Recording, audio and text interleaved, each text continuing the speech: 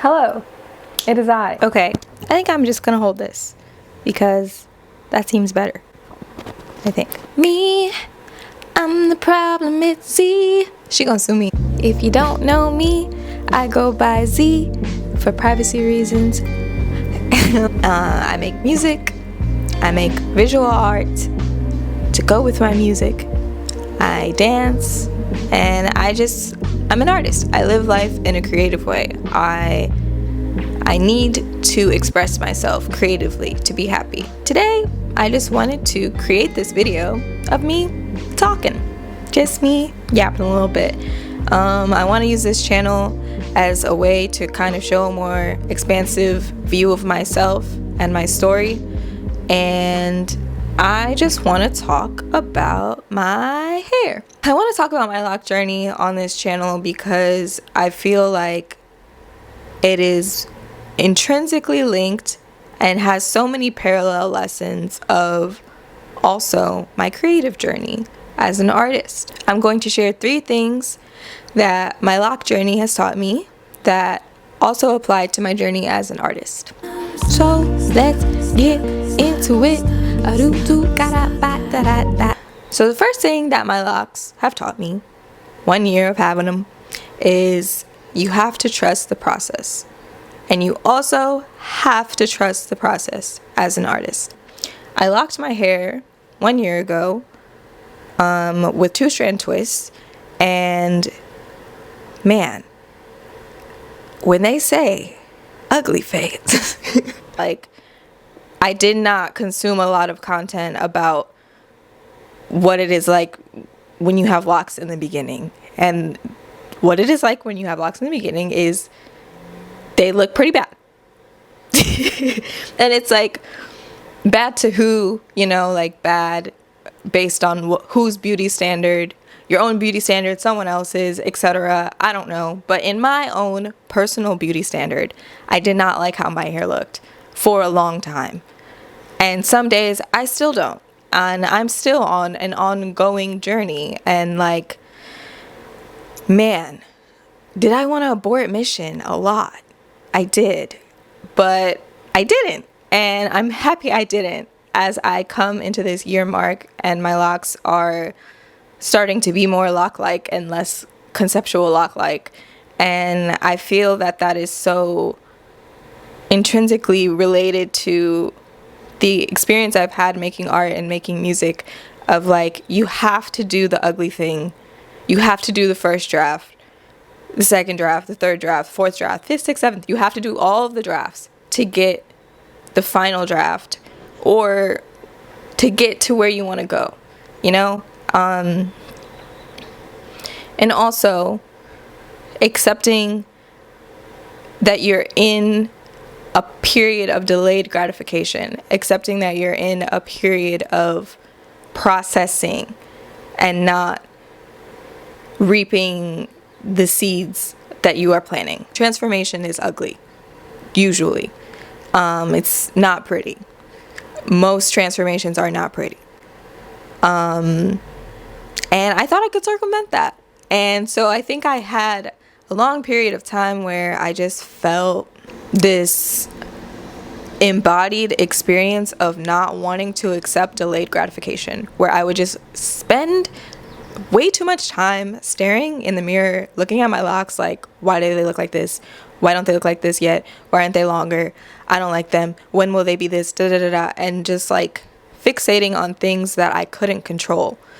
And I feel like similarly, I used to do that with my art. I used to fixate on things I didn't like about it and fixate on the negative aspects of being a beginner at something.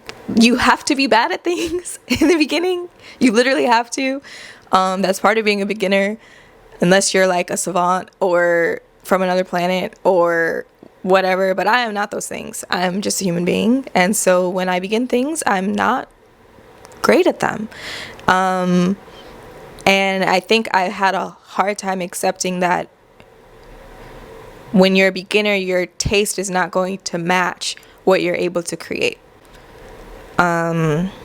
But a year later, having locks and seeing where a year of growth has gotten me, I feel like it's given me the perspective of looking back on the times where I used to hyperfixate on my hair and like negatively hyperfixate on my hair and think about how that had to happen, that had to exist to get to where I'm at now. And how I just had to trust the process, not give up on the process, because there were many times I wanted to give up and shave my head again because I look cue bald.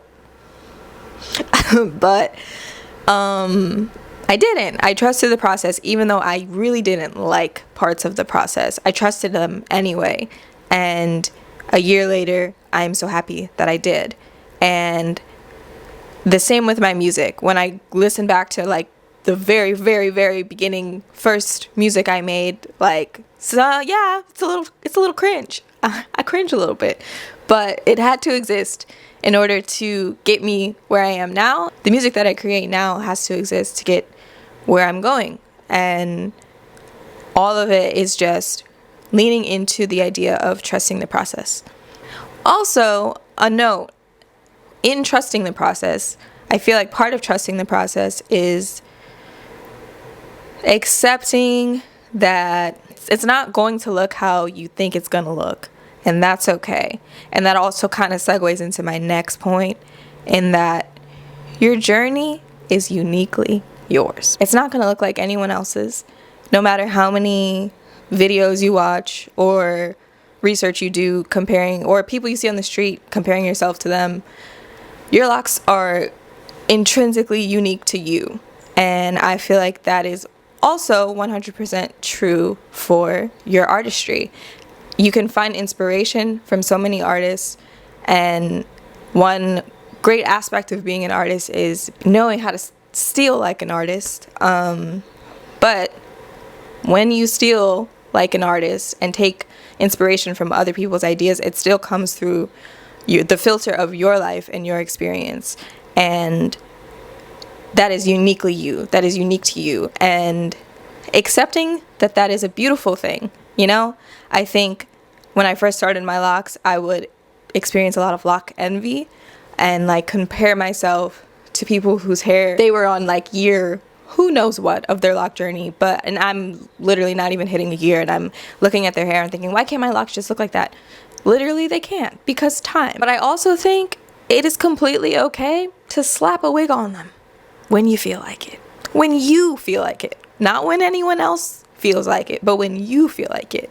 And that's part of the process being uniquely yours. If part of your lock journey is that you also get really good at finding wigs that hide your locks, slay. No, I don't think there should be any shame attached to the process. Part of my lock journey is experimenting with different protective styles that I could still have fun with and like still feel like the creative outlet of expressing myself with different hairstyles.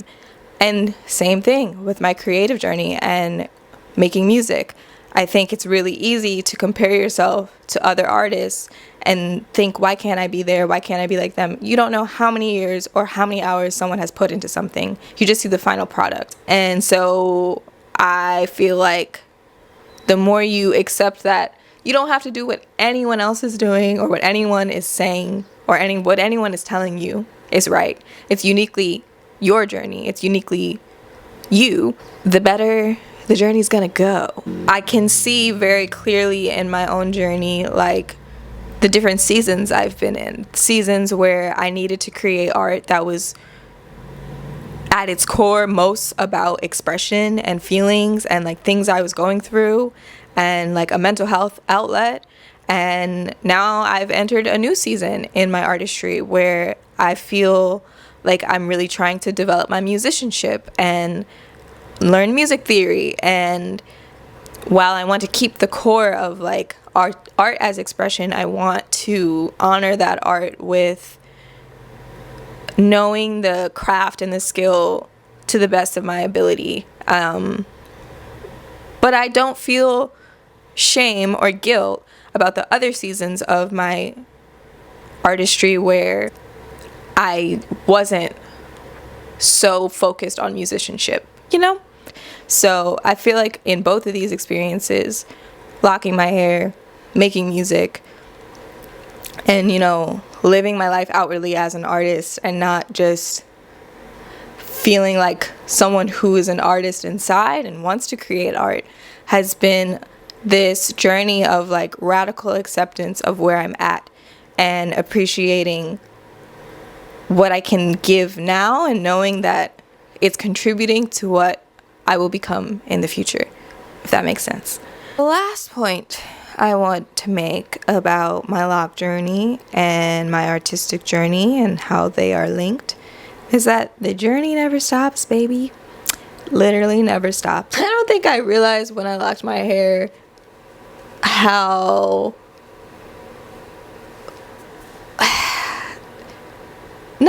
I didn't realize how much of a commitment it was. Maybe I didn't. I didn't realize how much of an embodied commitment it was. You know?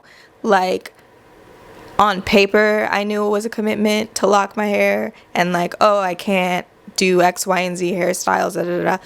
But it's more of like an embodied commitment in that like it changes your perspective on yourself and a lot of things and on your hair. Like, especially me with the relationship that I've had with my hair, which has been like, I would say pretty traumatic and marred, as many Black women have, you know, relaxers in my hair since I was 5, and like just not feeling like the way that my hair grew out of my head was okay. But like, no, this is like a major change of like, I'm literally embracing what my hair wants to do by itself. And I'm just letting it grow and do what it would do if I left it alone. That's pretty sick. That's pretty crazy. And when you commit to something like that, it invokes more changes in the way that you think about other things, the way you think about yourself, life, and that doesn't go away. That's not going to go away. That's a journey that never stops. People who have had their locks for 9 years still say they're on a lock journey, you know? Like, it's a long journey, baby. It's not just a quick fix, a quick solution. It is the furthest thing from instant gratification. And same with artistry. Like, I think when I first started creating, I would say I started creating back in 2020. The pandemic really unlocked something for me, of getting back to my inner child and like getting back to the things that I was naturally interested in and brought me joy, because I just had so much time and I spent so much time alone. But I used to think about like being an artist as like this on-off switch of like, oh, I used to not be an artist, and now I'm turning on this switch and I'm being an artist while I'm doing this, and then I turn it off and I go do this, and I'm not an artist but I go do this, and then I'm an artist again. No. Being an artist is something that is embodied once again, and like you don't turn off. You're an artist all the time, whether you're creating in a healthy way or not, you're an artist. And I think the more I accept that and the more that I commit to my artistic journey, I realize that it's a lifelong one and that I'm always going to be growing as a creative, and I'm never going to stop being an artist. And that's a beautiful thing. Like, both of those realizations that the journey never stops is a beautiful thing, and it really helps with combating those thoughts that are so fixated on like a tactical endpoint of like, once I get here, I'm gonna feel this way. Once my locks are like this long, I'm gonna feel this way and I'll be happy. Or once I have this many people listening to my music, I'll feel this way and I'll be happy, and da da da. Because that's not the case, you know? Like, that erases the fact of the matter that the void will never be filled. The void will never be filled. Okay? And I mean that in like the happiest way possible, of like, there will always be something in life that you lack that you can fixate on that can make you feel sad. But accepting that you are constantly on a journey helps with those feelings so much, and I think will keep me humble, keep me happier. The journey never stops, kids. Okay? Let it be said here first. Hopefully, with all of that word vomit, I can scrap together some sort of amalgamation of a conceptual idea about the intrinsic link between my lock journey and my creative journey. And honestly, as I reflect on these points, I think it's also related to a self-love journey. And all those journeys never stop, baby. They never stop. And I'm learning every day, and I'm changing every day, and I'm growing every day, and I love it every day. I don't love it every day, that's a lie. But I love that I get the option to love it every day. Right? Okay.